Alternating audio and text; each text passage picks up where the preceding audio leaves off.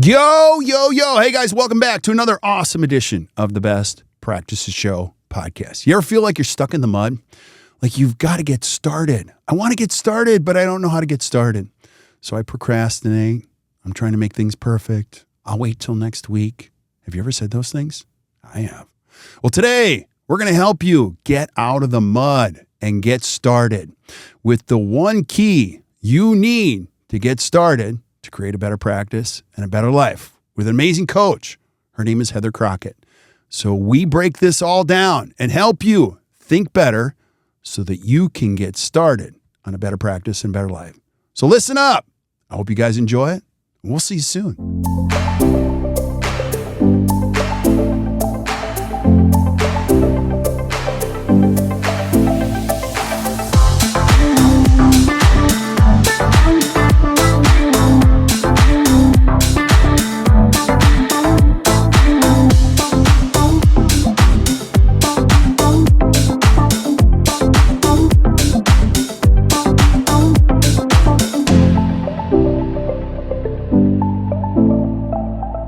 Hey guys, welcome back to the Best Practices Show podcast. I love this because if you're listening to this in the car, you're going for a walk, you're cleaning the garage, or you're just listening to podcasts and you're a dentist and you want to create a better practice and better life, you might be thinking, well, I just got to get started. I got to get going. Like, how do I get going? Well, today we're going to help you with how you get going on anything. Sometimes you just got to get started. And the title of today's podcast is the one key you need to get started on a better practice and a better life. And I have an amazing human being with us today. Her name is Heather Crockett, and she's one of our fantastic lead practice coaches. Heather, thanks for being on today. I appreciate you. I appreciate you, Kirk. Thank you for having me. It's a pleasure to be here. It's always fun having you on here. Now, if you guys don't know, this is what we do. We work with great practices all over the country. Dentistry is an incredibly noble profession. It's an awesome profession. And so as you can imagine, we deal with a lot of dental practices and dentists that they're trying to do great things. And they actually have done great things, but they hit this ceiling and they get stuck, whether it be PPOs, whether it be culture issues, whether it be systems issues. And then they go, I don't know that I can work any harder. And what they have to do is embrace new thinking, and they've got to start with new habits. And so, Heather, you coach practices all day long. Why is this topic today so important? This is important because we oftentimes get in our own way of seeing that success, of getting started. And so many doctors, especially clients that I coach, Kirk, they tell me that they wish they would have started sooner. Right. That's why this is important. Yeah. And what happens is, you know, people say, well, change takes time. No, it doesn't. Change takes a second. All you have to decide is today's the day. I'm done. I'm changing. I'm signing up for a new program. Now, the key is change has to be sustained, you know, so you have to embrace and we're going to talk about that a little bit. But one of my favorite coaches of all time, when I was in the toughest spot of all time, probably in running Act Dental, I reached out to him for help. And I said, you know, I'm going to wait. I'm just going to wait until next summer. He said, Kirk, what's the benefit of waiting? And I didn't have an answer. And I remember exactly where I was. I was in the parking lot talking to him on the phone. He said, there's no benefit. You're going to call me next summer and you're just going to be older. And these problems are just going to be bigger. There's no benefit to waiting. Now, that was specific to the business that I'm in, but this concept could apply to almost anything. Don't you think, Heather? Yes, totally. And what dentists often think is that they want their practice to be better. They want their life to be better. Like you wanted your company to get better, but I'll wait for that perfect moment, right? When I was recently sitting in church, one of the speakers shared this with us, and he said, if not you, then who? And if not now, when? And that really resonated with me. Of course, I'm thinking of things that pop into my own head, ideas that are coming to me for my own personal life. But I'm also thinking about my work life and my clients and their team members as well with this thought-provoking statement. This immediately brings those insightful thoughts to your brain, exactly like what you experienced, Kirk, with that coach. Why are we waiting? right? Right. It causes us to just step back for a minute and evaluate our current circumstances to say, okay, what is it exactly that we want to achieve? And how quickly do we want to achieve it? Yeah. Yeah. So there's a lot of thoughts that I have on this. Leadership is really important. Leaders do eat last, but they go first, which Yes. means I'm going to step into this. One of the things I had to do was like core values. I was waiting for everyone to develop our core values. And I'm like, all right, forget this. We're just going to go. And so, however you decide to do this, if not you, then who? Somebody else is going to take advantage of this thought that you have in your brain. Some of you think, well, I got to start my own practice. And the day you decided that was a beautiful day. And you found the resources. Some of you decided to move your practice to another location. All you have to do is start the search.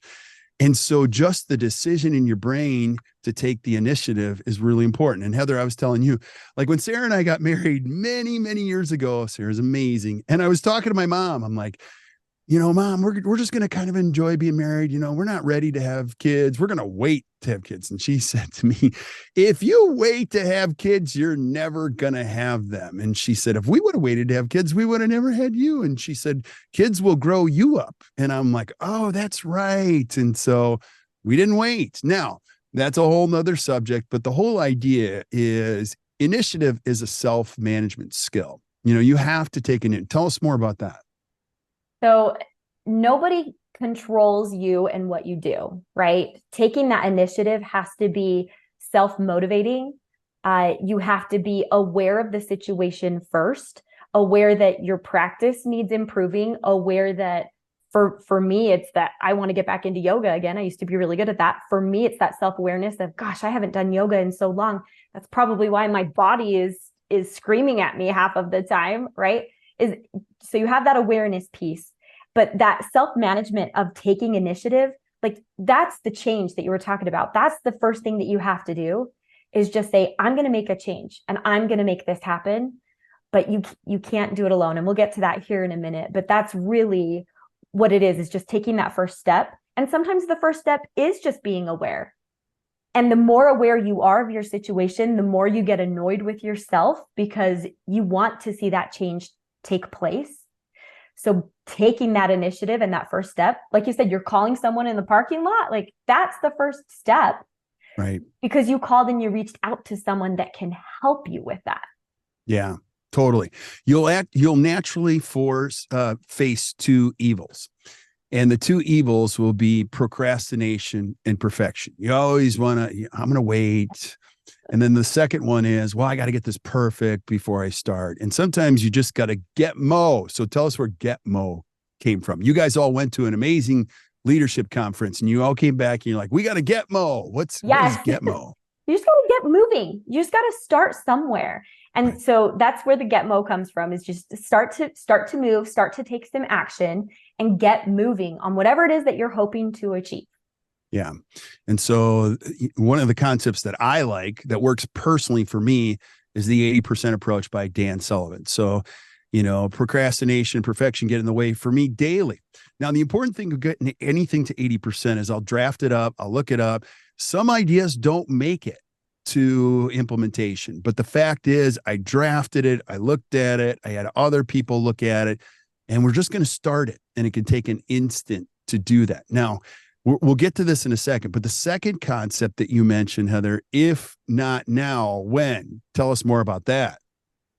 So do you ever wait for the perfect moment to start something? For example, so when I think of this, I think of back when, do you remember when Biggest Loser was really big on TV? Yeah. I used to watch that all the time. And there were so many contestants on there that would say, oh, I'll start Monday. I'll start Monday.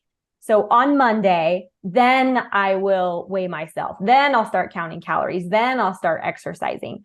But after 52 Mondays, you realize that you're a year older and you never started on Monday, right? We make these excuses as humans over and over and over. It's natural for us to make those excuses. We put barriers in our way because change is hard and uncomfortable.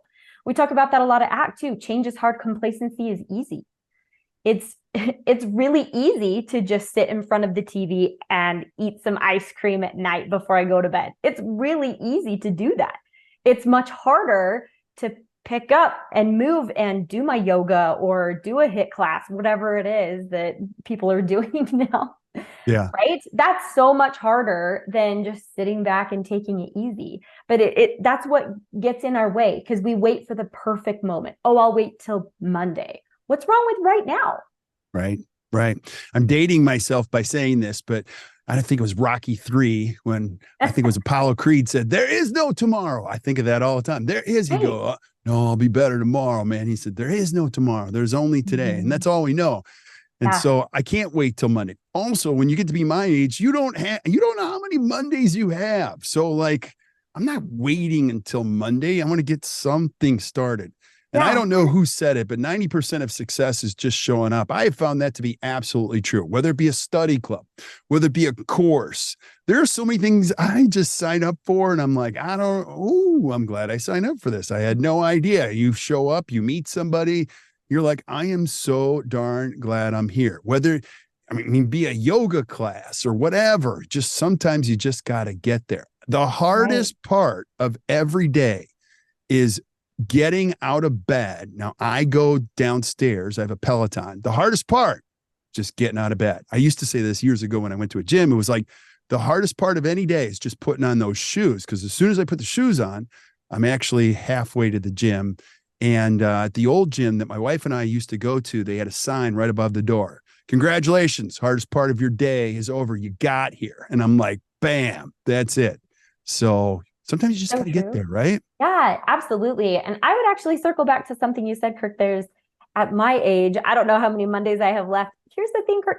Nobody at any age knows how many Mondays they have left. Right. One of the questions that I ask a lot of my clients when we go through a brainstorming exercise to figure out what it is that they want, because sometimes even my clients are like, I don't know what I want. I just want things to be better. So I will ask them a series of questions. And one of the questions I ask my clients is, if you died in 3 years, what would you want to accomplish in those 3 years? And it helps them it helps put things into perspective.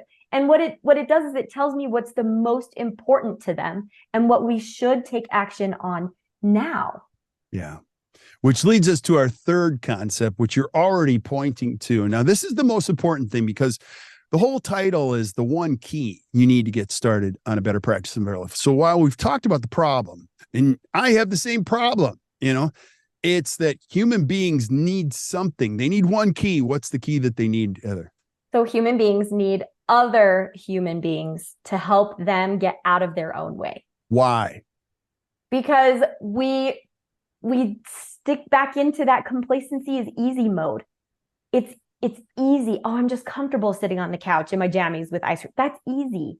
I'm not as motivated. Now, if I know that I have to report back to someone or someone's holding me accountable to doing those things, or my friend is expecting me at 6 a.m. to do yoga together, I'm going to actually show up and I'm going to do it.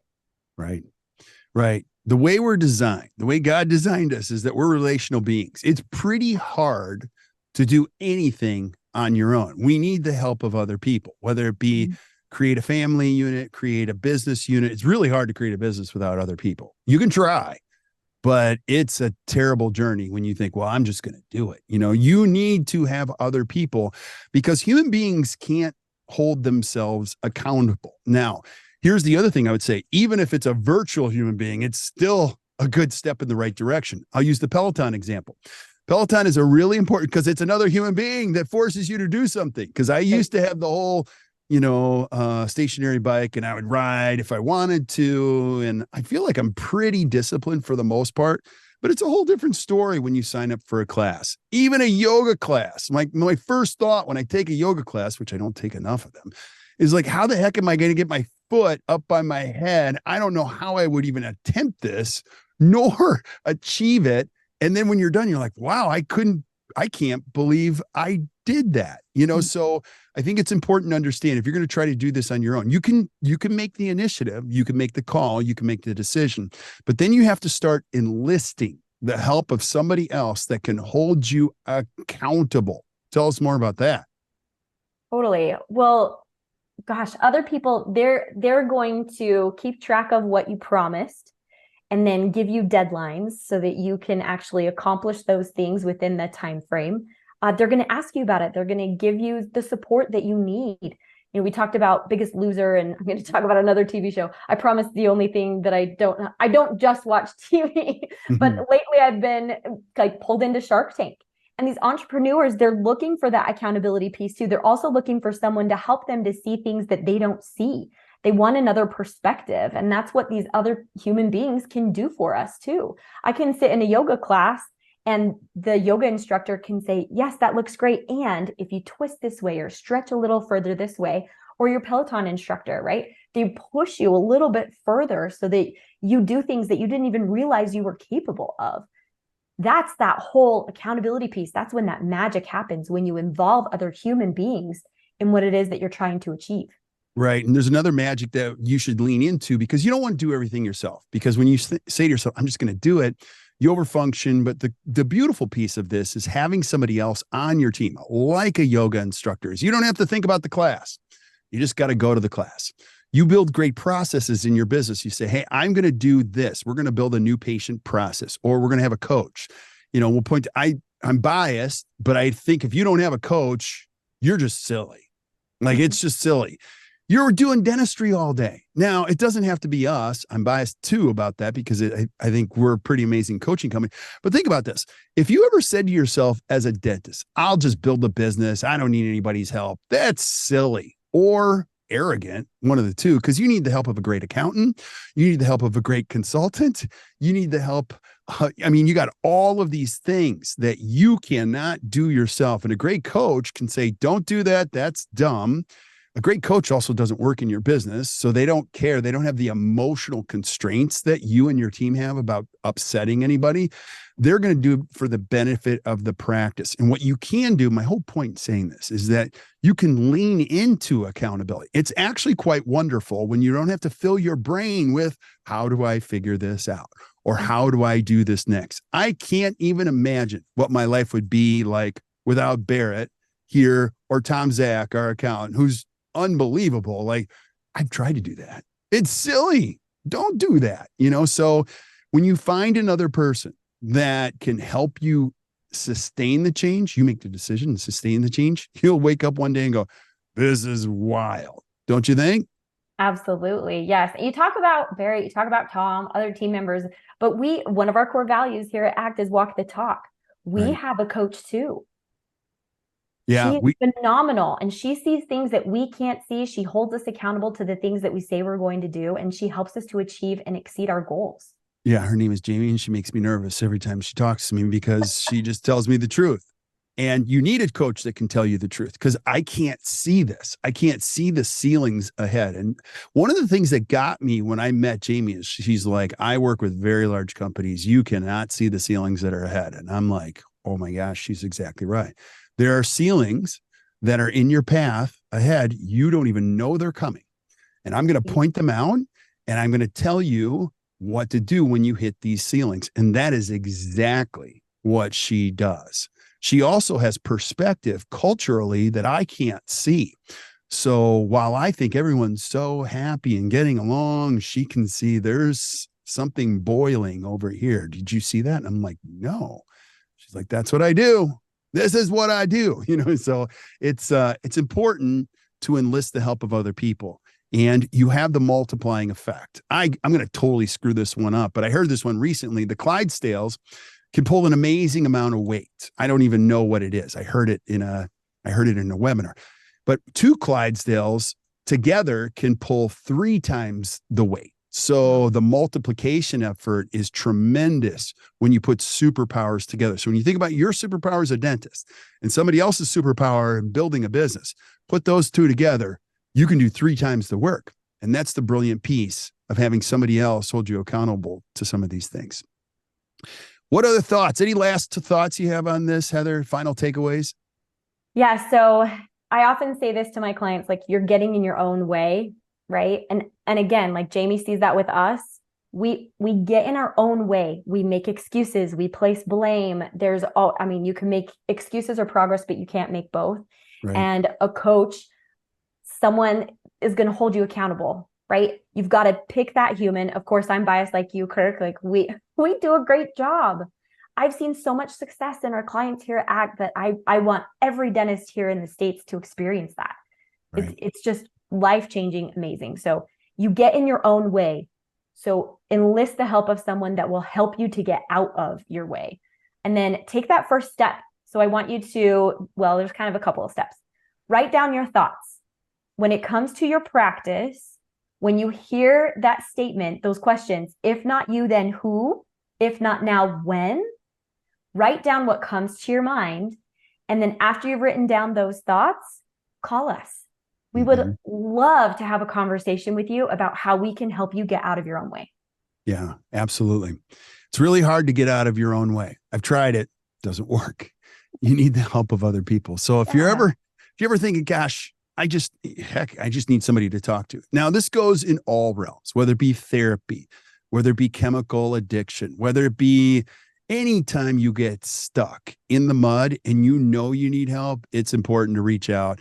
And so I love this stuff. We're going to keep bringing great content, great tools for you guys. I hope you keep showing up to the podcast, because here's my promise to you. We're going to bring the best information from the best thinkers, coaches anywhere in the world of dentistry, so you create a better practice and a better life. But at some point, you're going to have to make a decision and go, I'm done. I'm going to choose another path, and I'm going to make a decision today that I'm going to change my life today. And you're going to have to reach out to somebody. Now, if it's not us, that's totally cool. But if it is, you need some help, feel free to reach out to us. And here's what I'm going to challenge each one of you today. If you're stuck, don't stay stuck. There's nothing worse being stuck other than talking to yourself about being stuck. That makes it worse. And 80% of self-talk is usually negative. So you don't want to do that either. You need to start talking to somebody going, stop talking like that.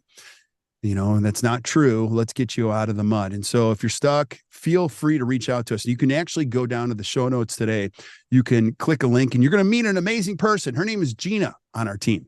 She's like our lead therapist. She talks to people all over the country that are stuck for different reasons, whether it be cultural, whether it be PPOs. Right now, this week, meeting with our sales team, she said, our lead sales team leader on Traction said, I don't think I've ever seen a time where I've seen this many practices that have write-offs this high. Consistently, we're finding good practices that have write-offs approaching or going north of 40%. Now think about that. You're working almost 1 out of every 2 days for free. That is stuck. Don't do that. That might be one case. A second case might be, I just can't find the right team.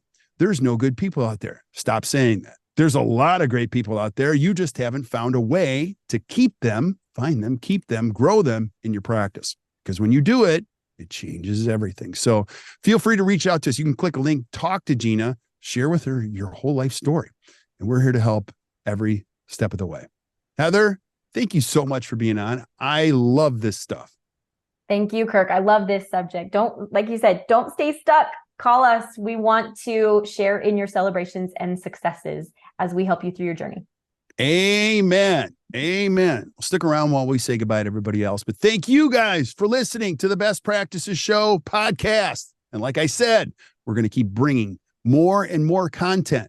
We've got an incredible lineup ahead of great stuff to help you create a better practice and better life. So keep showing up. So until we see you guys next time, or you hear from us next time, keep watching, keep listening to the Best Practices Show. You guys enjoy your day.